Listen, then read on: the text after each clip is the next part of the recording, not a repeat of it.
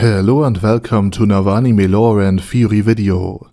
I'm Shergok, your host, and today we are going to take a closer look at why Ainz Ooal Gown had to seal off this most dangerous place in his Great Tomb of Nazarick, despite it being an integral part of the entire Great Tomb.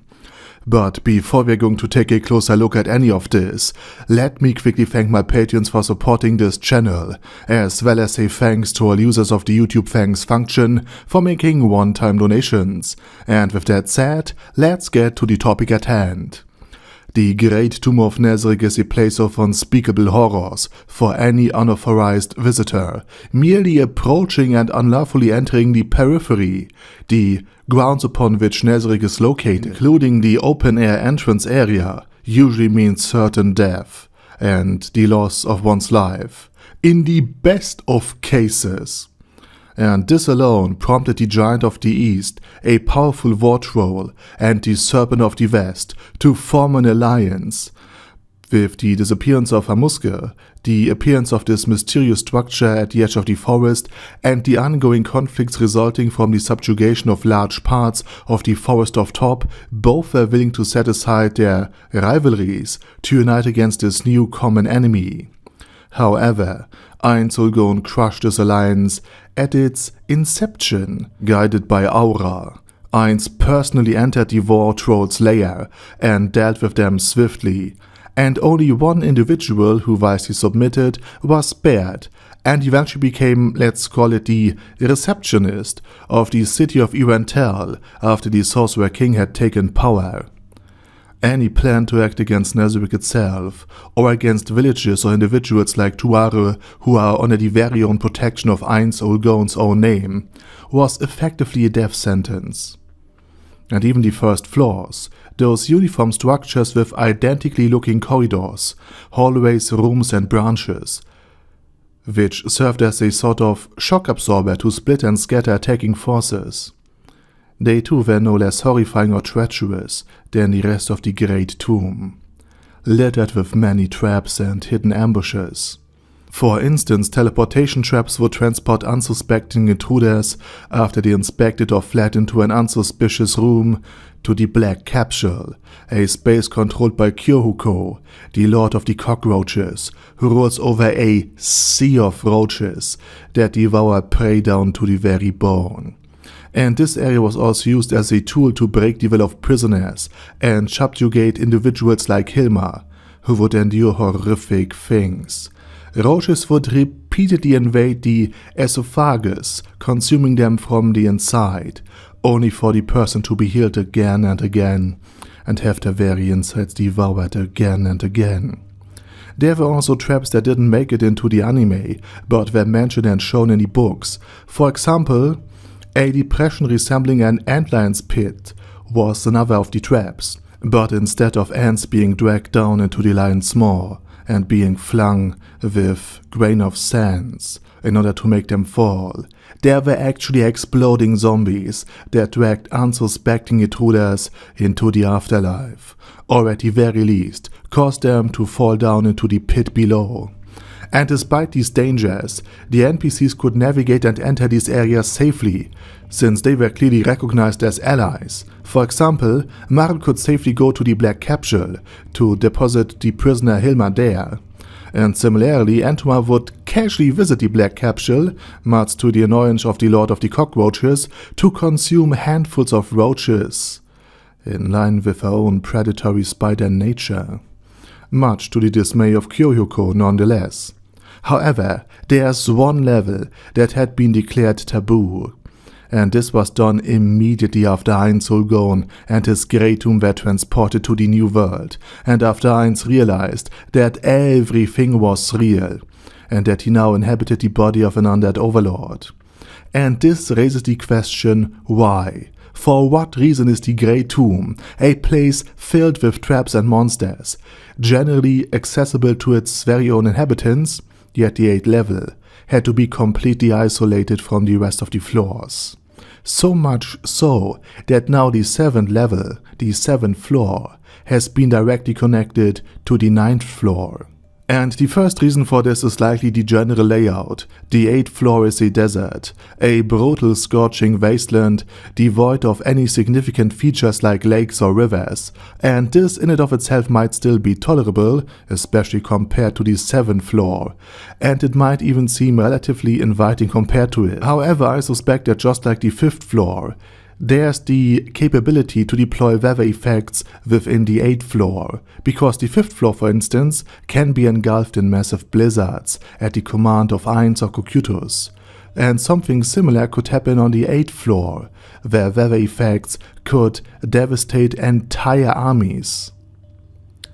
But the 8th floor might experience much higher wind speeds and severity with this climate effect than the 5th does, where mountains and other natural barriers could slow down the winds, and these harsher environmental conditions might even be triggered automatically without any input of Ainz or the floor guardian victim. And this could probably be one of the reasons that this floor is restricted. And moreover, activating these effects would incur a high maintenance cost for every second that they are running. Additionally, the 8th floor is where the main forces of the Great Tomb of Nazarick are stationed. In other words, the largest number of the strongest and most powerful enemies can be found here.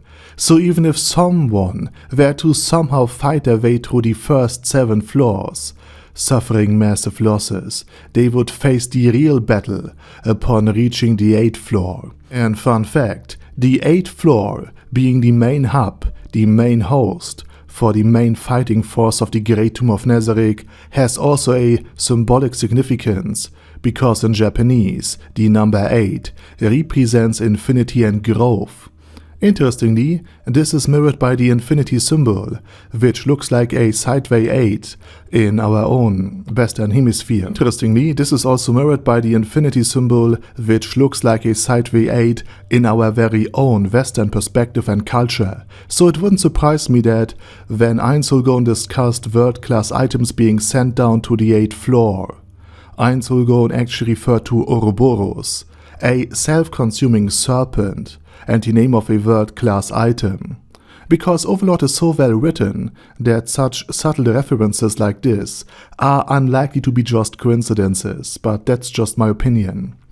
That said, Rubedo is likely the next major reason Ainz Ooal Gown designated the 8th floor as taboo and restricted, because Rubedo is the strongest entity in the Great Tomb of Nazarick, which is impressive in and of itself. But Rubedo was already the strongest even back when Touch Me, a world champion, was still part of the guild, and he was the strongest regular player of Ainz Ooal Gown.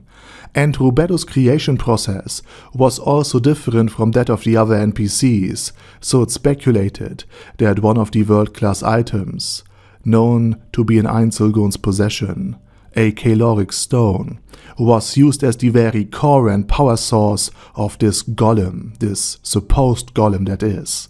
In other words, Rubedo is likely a very alive, or at least animate world-class item herself. And we also know that Albedo successfully activated Rubedo, and that everything went smoothly. However, this also implies that the activation could have gone wrong. And as mentioned, the fact that Ainz considered sending an extraordinarily powerful world-class item to the 8th floor hierarchy, the very powerful beings tasked with containing Rubedo, into the strongest of the floors, the 8th floor, where Nazarick's main fighting force is stationed, speaks volumes about her own strength and the potential risk she poses. It was even prophesied by Albedo's elder sister, a powerful seer, that Rubedo would inevitably be responsible for a great calamity in the Great Tomb of Nazarick. And this is also why she is disdainfully referred to as Spinel by her oldest sister, something that reinforces the theory of the caloric stone and hints at Rubedo's existence as a golem powered by a world-class item. An unstable one. Combined with Rubedo's apparent instability, it wouldn't surprise me at all if this was actually the main reason for the 8th floor being restricted, because rebooting a crashed Rubedo would not be an easy task, if we take everything into account what I have just said, even for Nazarick. So it wouldn't surprise me if this was actually the main reason the 8th floor is restricted, because rebooting a crashed Rubedo would not be an easy task, even for Nazarick. So Rubedo and the extreme danger she represents, something Ainz has also mentioned on various occasions, whether it be in the 3rd or the 7th volume, might be yet another reason for the peril that the 8th floor poses. But there's more to it, especially regarding the nature of the 8th floor. It is largely a featureless desert, a massive arena designed seemingly for one purpose, to serve as a battlefield for Nazarick's main fighting force. And therefore, if it's just a desert, it is also quite easily repaired, without incurring a large maintenance cost. However, the question arises to whether Ainz Ooal Gown knows more about this level's layout.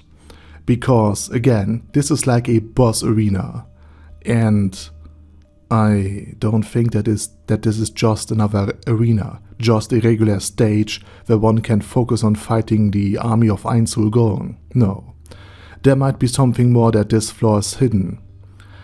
The desert could be riddled with sand dunes, concealing countless traps that are even impossible to detect from the surface and that might even shift alongside the sand. And almost every second step could trigger a mine, a pitfall, or some other hazard, potentially causing significant losses, even among Nazarick's own troops, unless they are very familiar with the 8th floor. And thus the last thing anyone would want is a regular path running straight through the sandy equivalent of Sand's fortress. It's likely that these traps and other hidden defense mechanisms in the desert played a significant role in isolating the 8th floor from the rest of the guild. And I think for these very reasons, the 8th floor is so dangerous that even members of the Great Tomb of Nazarick are not permitted to enter it casually, and therefore it had been isolated from the rest of the guild. However, connections to the 8th floor still exist through the teleportation network, and at any time it can be reconnected with the 7th or the 9th floor respectively. And Ainz Ooal Gown himself is also capable of teleporting to the 8th floor thanks to his own ring, the Ring of Ainz Ooal Gown. And for example, he also deposited the Staff of Ainz Ooal Gown in the Sakura Sanctuary, the Cherry Blossom Sanctuary located within the 8th floor. Additionally, Auriel Omega, who controls the very teleportation network of the Great Tomb, is potentially capable of managing to transport herself and other things in and out from the Great Tomb, and not just the 8th floor by that, so literally connecting the 8th floor to the surface and vice versa, if she gets the order, even without reconnecting the 8th floor to the 7th and the 9th. And the same likely applies to Sheltie Bloodfallen, who wields great teleportation magic, namely Gate, and this spell connects 2 points in space across any distance, so Sheltie has already used this spell for instance to transport Demiurge and his strike team to the capital city of Riestal's kingdom in the 2nd season, or the 6th volume of the novels. So she too should be able to connect to the 8th floor without any problems, at least in my opinion.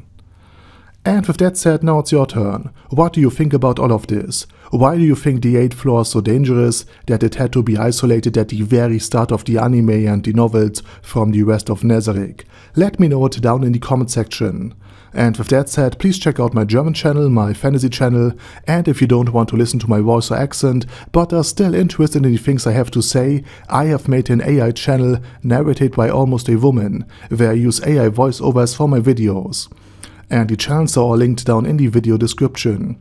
Also, please check out my Patreon if you want to support me beyond just leaving a like or sub. And with that said, I say thank you very much for watching, thanks to my Patreons for supporting this channel, and special thanks to Ada Daddy Ada, ASK, Bad Guy Ye, Bad Burrito 316, Bezer, Ben C, Brandon D, Chrissy, Crowley 022Ron, Sia, Crystal Prime, Dead Slime, Death is Mercy, Deathless Dragonlord, Demon Xenomorph 1987, Devin Downen, Ding Dong, Din Pep, Dragonlord Placido Saxophon, Duckwagon, Dunkler Krieger, Dystopia, Dystopia II, Enigmatic Unicorn, Thiralchivan, Guy with That Head, Hector Moreno,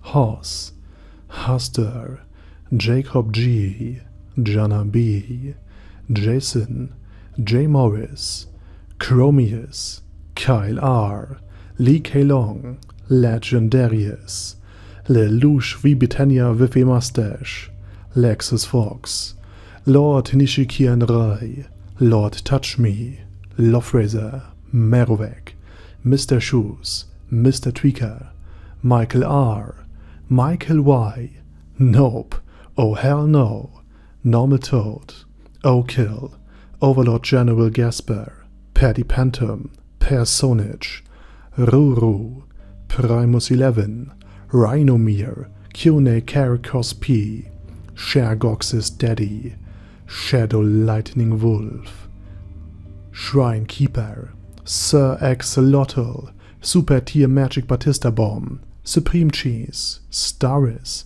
Ted, Texas Deer, Diorg Warboss, Rock Ed Smasher, T.E. Wang, Vash Hawkeye, Vegito 27, Venture Fanatic, Wilhelm, Zinukai, and Sonagon. Thanks guys.